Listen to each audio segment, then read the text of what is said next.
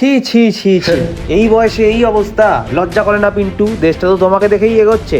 দাদা দেশ এগোচ্ছে কি পেজোচ্ছে সেটা জিডিপি ঠিক করে, আমার ডিপি না। আর লজ্জা, ওটা আমি ক্লাস 8-এ অপশনাল রেখেছিলাম, মেন সাবজেক্টে রাখিনি। যুক্তি দেখাবে না একদম। এই যে বিষ খাচ্ছ প্রতিদিন, লিভারটার কি অবস্থা করেছো ভেবেছো? মরলে পরিবারটা তো রাস্তায় বসবে। আচ্ছা দাদা একটা কথা বলুন তো, আপনি রোজ সকালে কি খান? কেন, আমি রোজ সকালে গ্রিন টি আর ওটস খাই। বাহ, আর আপনার বাবা? আমার বাবাও খুব ডিসিপ্লিন ছিলেন, রোজ 4টের সময় মর্নিং ওয়াকে যেতেন। এসব মদ সিগারেট কোনোদিন শোননি। তা উনি এখন কোথায়? উনি তো গত বছর গত হয়েছে। এই তো, এই হলো আসল কেস। যে ওটস খেলো সেও পড়ে যাবে, যে ওলমক খাচ্ছে সেও পড়ে যাবে।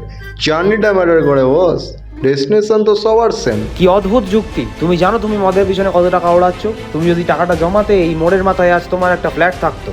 আচ্ছা দাদা, আপনি তো মদ খান না, কখনো না, ছুঁইও না। তাই মোড়ে আপনার ফ্ল্যাটটা ঠিক কোন দিকে একটু বলবেন? আমি রাতে আবার একটু কম দেখি। আমার কোনো ফ্ল্যাট নেই এখানে, আমি এই ভাড়া বাড়িতে থাকি। তাহলে ভাবুন, মদ না খেয়ে আপনি ফ্ল্যাট কিনতে পারলেন না, আর আমি মদ খেয়ে অন্তত এই ল্যাম্পসটা কিনে রেখেছি। অসভ্য ছোট লোক, তোমার মতো লোকের মুখ দেখাই পা। তাহলে এতক্ষণ ধরে যে এত বড় টক শো দেখালেন, তার এন্টারটেনমেন্ট ট্যাক্সটা কে দেবে? এই কেওলাদা, ওনাকে একটা কড়া করে লিখাচ্ছে দাও তো, ওনার মাথাটা কেমন ঘুরছে মনে হয়। বিলটা আমার অ্যাকাউন্টে লিখে রাখো।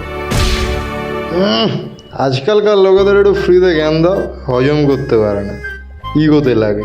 এই কেওলাদা, আমাকে একটা কড়া করে চাও তো, লিকুইডটার সাথে একটু ব্যালেন্স করি।